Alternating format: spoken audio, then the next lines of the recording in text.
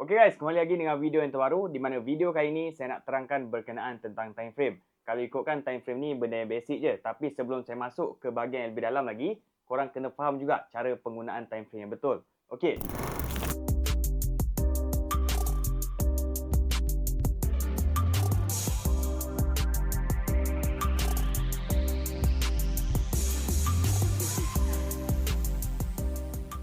Dan untuk pengetahuan korang yang mana nak daftar Mukris punya circle ni, korang tak perlu bayar kat Mukris 1 sen pun. Korang hanya perlu open account di Broker Efek GT under Mukris dan deposit ke dalam account trading sendiri. Itu sahaja. Dan contoh untuk Broker Efek GT ni, dari segi deposit, withdrawal instant. Korang tak perlu nak tunggu lama, nak kena tunggu sehari baru withdraw masuk, semua tak ada. Deposit dan withdrawal adalah instant. Kalau contoh $500 ke bawah punya withdrawal tu, terus masuk punya bang. Tak kena nak tunggu 1 hari, 2 hari, 3 hari, tak ada. Okay? Dan dalam masa yang sama juga, kalau Broker Efek GT ni, leverage yang ada sesuai untuk korang yang suka layer. Sebab saya tahu ramai yang tengah tengok video saya ni, korang memang kaki layer. Walaupun saya dah nasihat banyak kali, jangan layer, korang layer juga. So leverage yang di offer oleh Broker Efek GT ni, yang pertama 1:2000. Dan dia ada juga leverage 1:1000, 1:500 dan 1:200 dan 1:100. Dan korang boleh pilih leverage berapa yang korang nak. Dan kebanyakannya trader yang suka layer ni, diorang akan ambil 1:2000 punya leverage. Okey, jadi yang mana nak daftar akaun di Broker Efek GT ni, saya dah sediakan dah link kat bawah ni. Dan kalau korang nak support saya, boleh daftar menggunakan link kat bawah ni guys. Okey?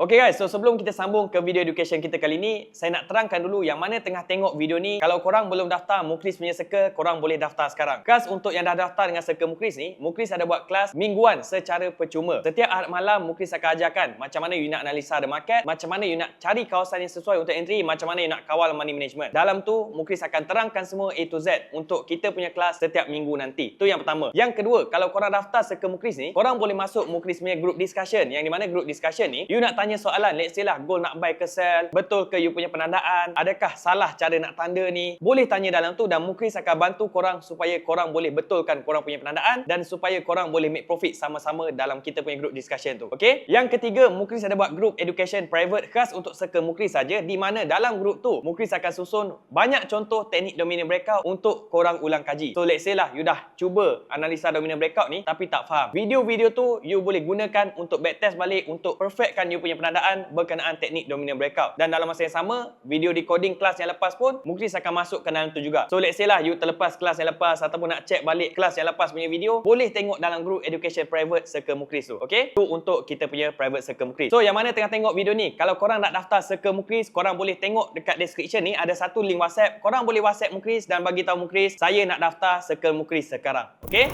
Okay, untuk time frame ni, dia adalah tempoh masa untuk sesebuah candlestick ni terbentuk. Andai kata time frame tu bermula dengan time frame H1, candlestick akan terbentuk dalam jangka masa 1 jam. So kalau contoh nak terbentuknya satu candlestick tu, dia akan ambil masa 1 jam barulah keluar satu candlestick yang baru.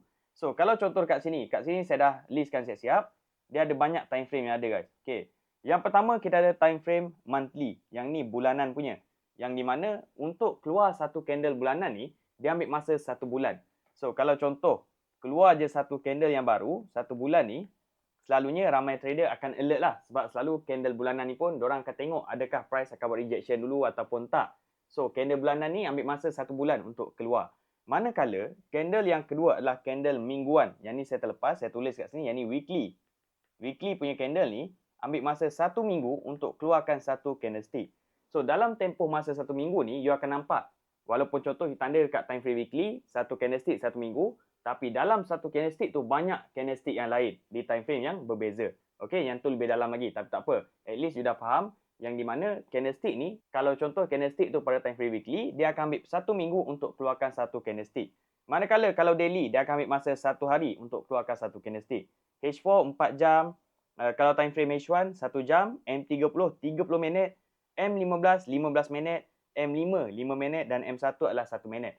So, setiap time frame yang korang pilih tu, dia menandakan tempoh berapa lama untuk satu candlestick keluar. So contoh kalau trader yang kerap swing ni, diorang akan utamakan monthly, weekly dan daily lah. Ni antara 3 time frame yang swing trader kerap entry. Manakala kalau intraday, kebanyakannya akan utamakan time frame H4 dan H1. H4, H1, M30 pun boleh sebenarnya. Kalau saya mostly H4, H1, M30, M15 lah. Tapi mostly kalau scalping, diorang akan refer on this 3 time frame. M15, M5, M1. Kalau contoh korang jenis trader yang intraday, korang boleh follow saya ikut time frame H4, H1, M30 dan M15.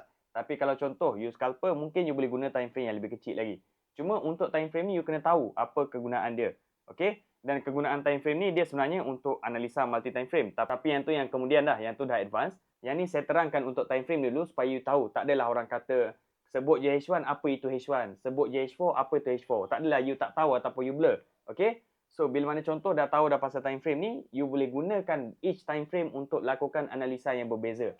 Sebab setiap time frame ni pergerakan dia tak sama. Mungkin dekat H4 you nampak price tengah nak naik. Tapi dekat M30 mungkin price tengah nak turun.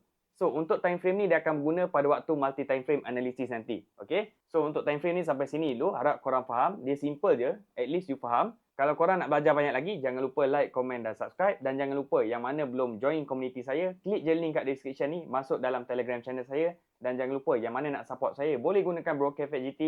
Link ada kat description ni guys. Okay? See you guys in next video.